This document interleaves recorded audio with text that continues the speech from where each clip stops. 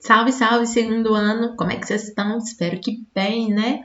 Aqui quem tá falando é a professora Daiane. Estou aqui hoje para fazer a correção das atividades do plano de estudo tutorado do segundo ano do ensino médio. Nós estamos fazendo a correção aqui da semana 3 do PET de Geografia, volume 3. Para quem não se recorda, a aula de explicação da semana 3 abordou a questão da Revolução Verde, produção e consumo, produção orgânica, biotecnologia e transgênicos. Quem não assistiu, eu deixo aqui uma dica, assista a minha aula de explicação. Vai aparecer um card aqui na parte superior do vídeo e também vou deixar linkado na descrição. Mas bora para a correção, que é o que interessa no momento. A questão número 1 pede para relacionar duas coisas: a produção de alimentos e a atuação da FAO. Eu diria que para a gente começar essa questão número 1, a gente tem que dizer o que é a FAO. Né? A FAO é a Organização das Nações Unidas para a Alimentação e Agricultura. Agora a gente pode relacioná-la com a produção de alimentos. A FAO lidera esforços para a erradicação, ou seja, para acabar com a fome e para combater a pobreza. Por volta da década de 60, essa organização, essa agência da ONU, começou a propor um conjunto de mudanças para o setor primário que tinham, na época, o objetivo de aumentar a produção global de alimentos, para, dessa forma, erradicar a fome e combater a pobreza. Certo, pessoal? Então, vamos construir agora um gabarito. Vou começar aqui na parte superior. Então, a Organização das Nações Unidas para a Alimentação e Agricultura, FAO, lidera esforços para a erradicação da fome e combate à pobreza. A partir da década de 1960, propôs um conjunto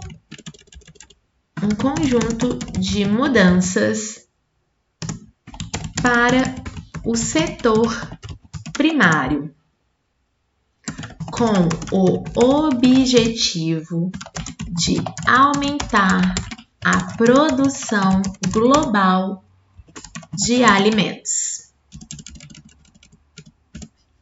Vou colocar alimentos aqui, pequenininho, tá? Não tô conseguindo, gente. Vai ficar aqui mesmo, tá? Alimentos. Então, ficou assim, olha. A Organização das Nações Unidas para a Alimentação e Agricultura, FAO, lidera esforços para a erradicação da fome e combate à pobreza. A partir da década de 1960, vou colocar 60, que aí vamos ver se dá. Não dá. 1960 propôs um conjunto de mudanças para o setor primário, com o objetivo de aumentar a produção global de alimentos. Fechou. Agora a questão número 2, observe o esquema abaixo. Então, nós temos aqui um esquema que representa a Revolução Verde. Ao redor aqui nós temos algumas mudanças proporcionadas pela Revolução Verde. Aumento da pesquisa, domínio do maquinário agrícola, o uso de uma mão de obra mais qualificada, que muda o perfil do trabalhador, o uso de máquinas, o aumento da competitividade e da produtividade, a formação de centros urbanos no interior, que vão utilizar técnicas agrícolas, há uma integração entre indústria e serviços, há uma proximidade do setor primário com também o setor financeiro, vai haver maior investimento em tecnologia, maquinários, veterinários, engenheiros agrícolas, mas ao mesmo tempo nós teremos também maior desemprego, com isso o crescimento do êxodo rural e inchaço das cidades. Diante disso, o exercício pede que nós elaboremos um parágrafo explicando o que é a Revolução Verde. Pessoal, olha, é um parágrafo, não é uma linha. Então, se a gente vai construir um parágrafo, a gente tem que introduzir conteúdo, desenvolver e concluir. Então, primeiro a gente tem que dizer o que é a Revolução Verde, que ela é um conjunto de técnicas e tecnologias que modernizaram a prática agrícola. A gente tem que dizer que o objetivo dela é aumentar a produção de alimentos, que ela gerou uso de insumos, máquinas avançadas, pesquisas aprimoradas. E a gente tem que concluir dizendo que existem desvantagens nesse processo. Por exemplo, apesar de todo esse investimento, não acabou a fome e aumentou a dependência tecnológica dos países pobres em relação aos ricos. Cresceu o desemprego estrutural devido à substituição de trabalhadores por máquinas e cresceu também o êxodo rural. Como é uma questão maior, vai ficar ruim anotá-la aqui. Então, eu vou fazer no final da apostila, aqui, número 2, então. Vamos lá. A Revolução Verde é um conjunto de técnicas, e tecnologias que modernizaram as práticas agrícolas com o objetivo de aumentar a produção de alimentos. Significou o uso de insumos, máquinas avançadas e pesquisas aprimoradas. Como desvantagens, podemos citar o fato de que não acabou com a fome, aumentou a dependência dos países pobres, o desemprego estrutural e, com isso, cresceu o êxodo rural. Vamos ver então como ficou esse nosso parágrafo. Primeira parte, introdução, depois desenvolvimento, depois conclusão. A Revolução Verde é um conjunto de técnicas e tecnologias que modernizaram as práticas agrícolas, com o objetivo de aumentar a produção de alimentos. Significou o uso de insumos, máquinas avançadas e pesquisas aprimoradas. Como desvantagens, podemos citar o fato de que não acabou com a fome, aumentou a dependência dos países pobres, o desemprego estrutural e, com isso, cresceu o êxodo rural. Agora, vamos ao número 3. Aponte as vantagens da produção orgânica. Ela é limpa, é adequada à saúde, os produtos são desenvolvidos sem uso de substâncias químicas, por isso que ela é adequada à saúde, respeita os ciclos da natureza e, por isso, promove tanto a preservação da biodiversidade quanto da vida humana. Então, vamos construir o gabarito.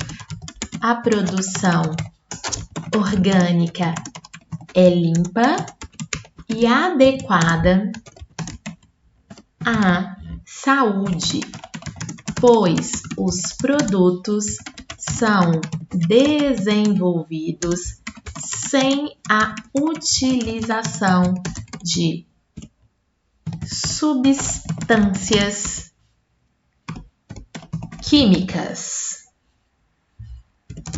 Respeita os ciclos da natureza e, por isso, promove a preservação da biodiversidade e da vida humana. Vamos ver como ficou então o gabarito? Ficou assim, ó. A produção orgânica é limpa e adequada à saúde, pois os produtos são desenvolvidos sem a utilização de substâncias químicas, respeita os ciclos da natureza e, por isso, promove a preservação da biodiversidade e da vida humana. Vamos ao número 4. Na sua opinião, por que os produtos orgânicos são consumidos por uma pequena parcela da sociedade? Eu diria que muitos produtores ainda não conseguem produzir produto orgânico em larga escala. Além disso, a produção orgânica é relativamente mais lenta e, com isso, os valores dos produtos são mais elevados.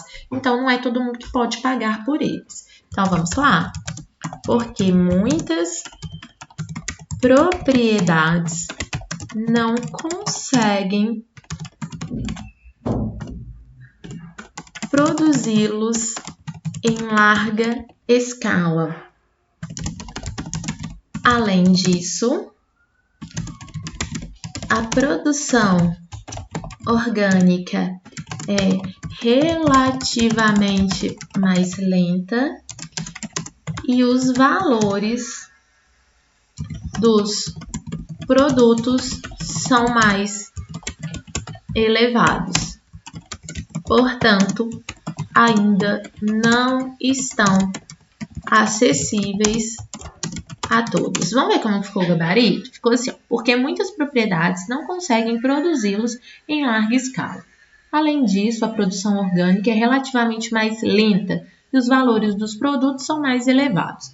Portanto, ainda não estão acessíveis a todos. Show, show! Último exercício, agora o número 5. Através dos processos biológicos, com a participação da ciência e da tecnologia, é possível desenvolver produtos para o consumo humano. A prática é denominada biotecnologia.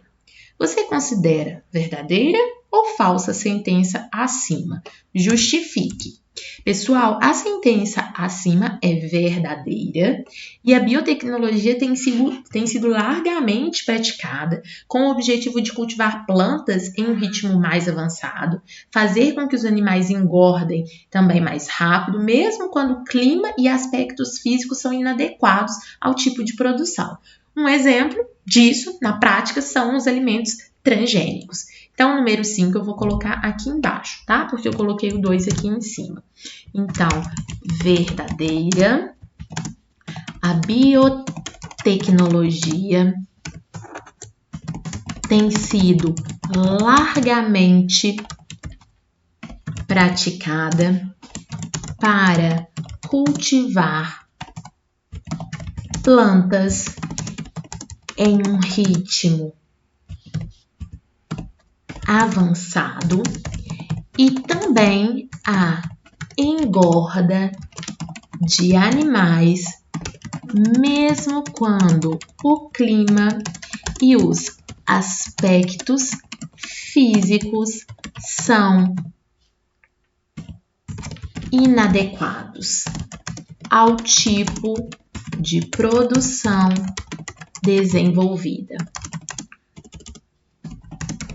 Um exemplo disso são os alimentos transgênicos, geneticamente modificados. Então, vamos ver como ficou o gabarito? Ficou verdadeiro ou verdadeira.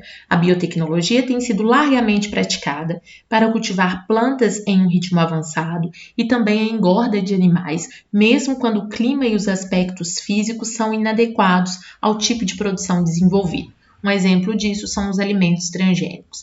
Tchau, galerinha. Até terça, quando a gente for fazer a aula de explicação da semana 4. Beijão, tá?